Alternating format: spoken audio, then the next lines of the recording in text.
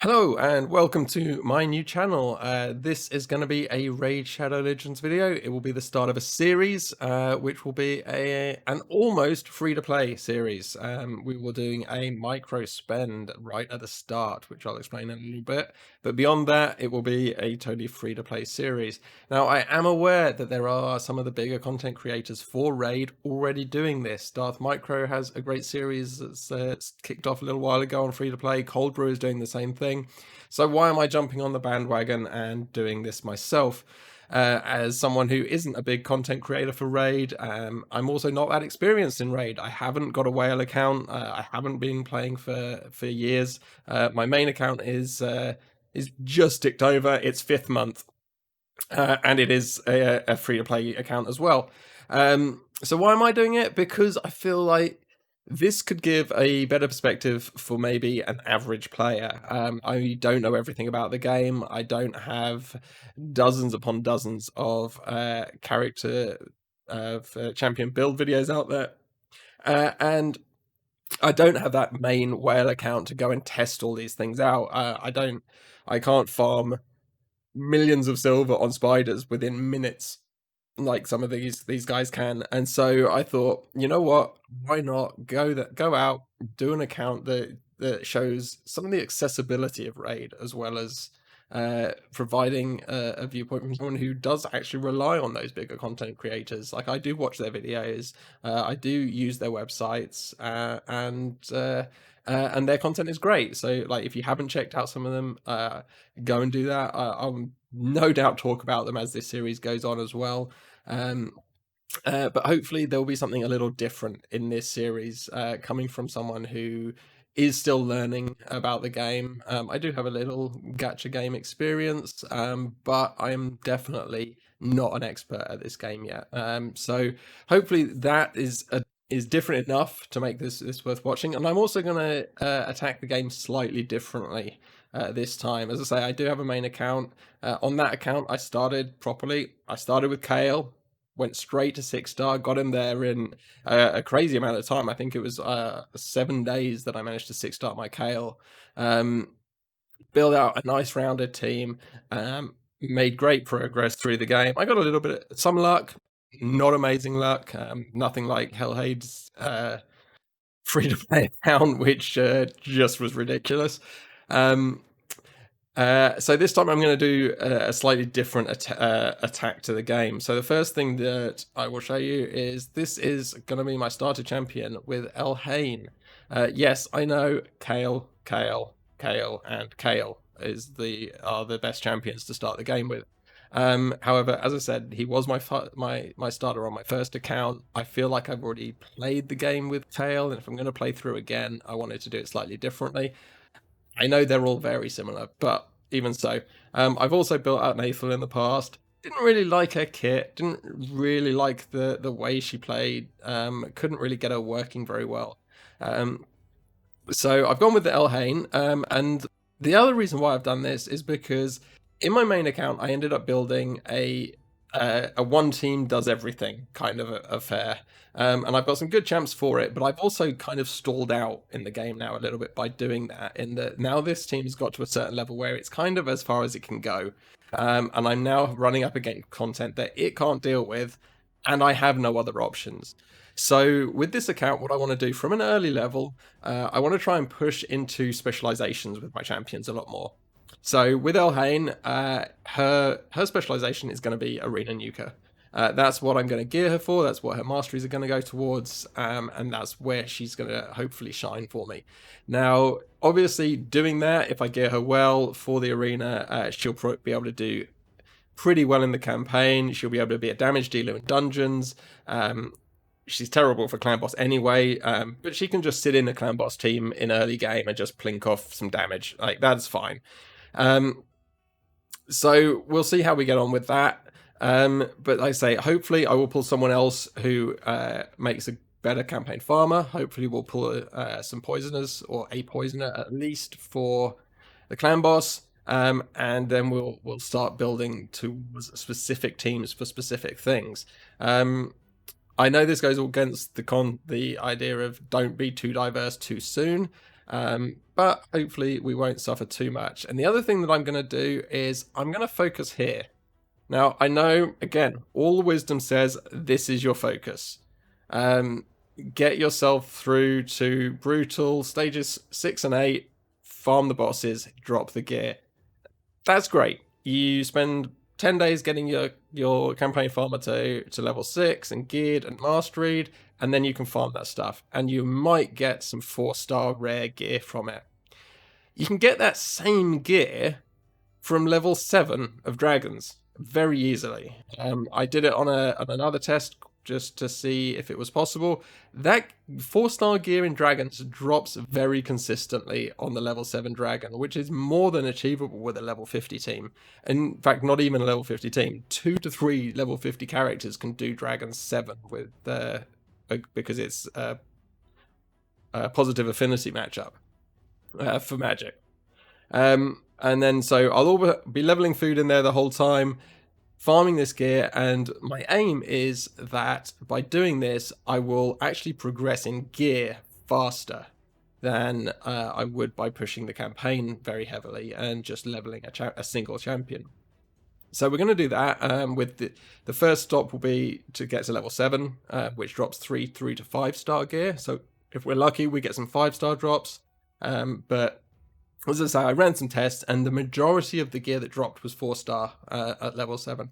The next target will obviously be level 11, where the 6-star first is droppable. And so we'll try and get to there and hope to get more 5-star gear from that. And again, I'm just trying to overgear my champions for their level, rather than farming the campaign constantly and getting all that 4-star gear. I'm really trying to overgear early. And alongside that, I'm going to use the Forge. Now, this didn't exist when I started my last account. It was new towards the end of last year. And no matter your level, you can drop 6-star gear out of the Forge. And you can definitely drop good 4 and 5-star gear. The best set for any level of the game, pretty much, for farming and for champions is the two-piece perception gear. 40% accuracy, 5% speed. It's great gear, and it's easy to get the materials for it as well. You see the top gear in it will be what I'm aiming for with Elhain eventually, for the arena stuff that she's doing. But resilience gear, it's not great, but it can fill some gaps early on. And if you can drop some 5 and 6-star pieces of it, it can make a difference still. So we'll definitely be looking at the Forge, looking at dragons, trying to really overgear our champions at lower levels and make up for the fact that I'm going to diversify a bit more by having really good gear across a wider range of champions and more specifying them to their roles even early on. Talking of champions, there is a two times Ancients this weekend. That gives me between 4 and 6 days to collect up as many Ancient Shards as I can get my hands on. I think that will be hopefully between 12 and 15 Ancient Shards. I should be able to get 5 out of the marketplace over the next few days. And there are a lot of reward shards to be got, along with probably picking up a couple from dragons, to be honest. That's definitely happened to me recently in my testing. Even at the lower levels, every so often it will just randomly drop you a shard. And I'll be getting myself into a clan once that opens up, and doing what I can on easy clan boss as well. Even if I'm dumping 4 keys a day just to get those 2 chests in easy, you never know, might drop a shard. But yeah, anywhere between probably 10 and 15 shards to open on the 2 times this weekend, hoping for 1, maybe 2 epics, and a couple of the decent rares. Something that if we could nail a Frozen Banshee and a Bellower, that would be awesome. And then whatever epics that we can get to help with progression would also obviously be fantastic. But yeah, just really looking to see if we can diversify early and push people down specific paths.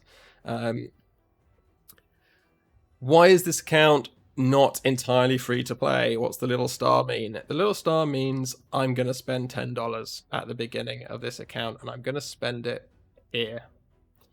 I'm going to buy this pack. This will be the only spend I do on this account. And why am I going to do it? Why am I willing to do it? And I know instantly half of you just go, "Oh, you're not free to play."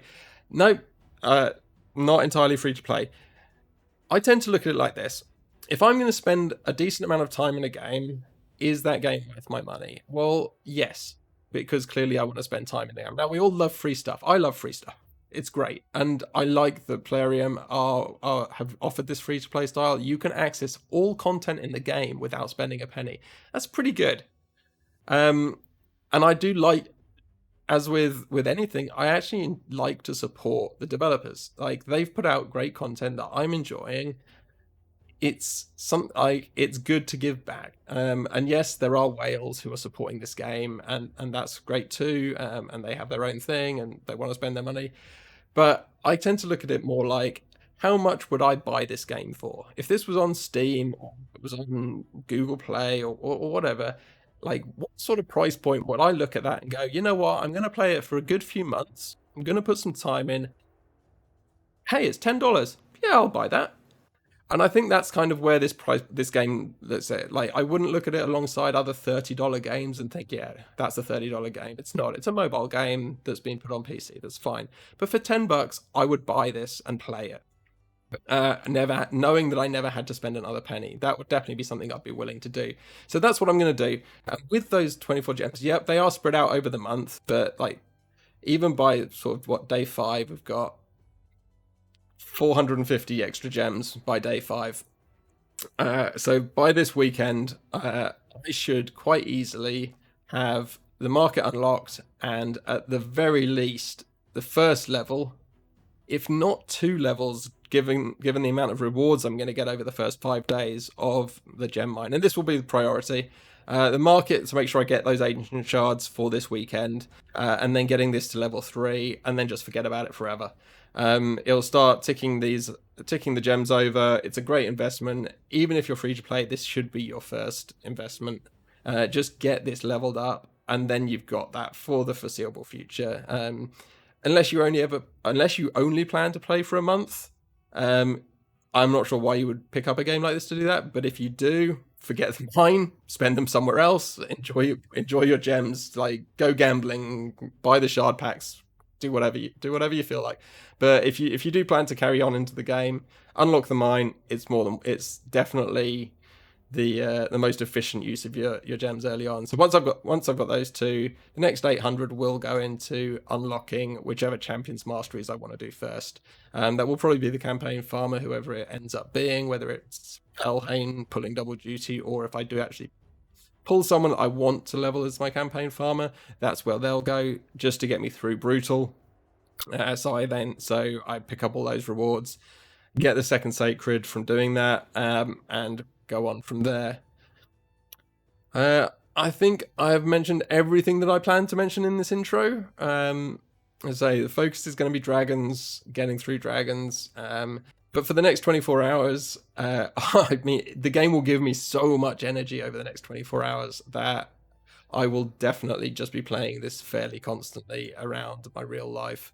So I will make another video as we tick over into day 2. We'll see how far I get. It should be around the low 20s, I would have thought, in terms of where I'm at and player. But the things that I will really be keeping an eye on is how well I'm doing picking up levels in dragons, obviously, within the battles, how much progression we've got through the campaign just without actually tailoring for it, and also how many ancient shards we can pick up over the first day, just in the missions and the campaign and everything else. But really, we're looking at the end of day 5. How many shards can we get by the end of day 5? So I'm going to go and do that. I'm going to go and put my time in and farm my way through this early game. And hopefully I will see you all in 24 hours. Thanks for watching. If you did enjoy the content,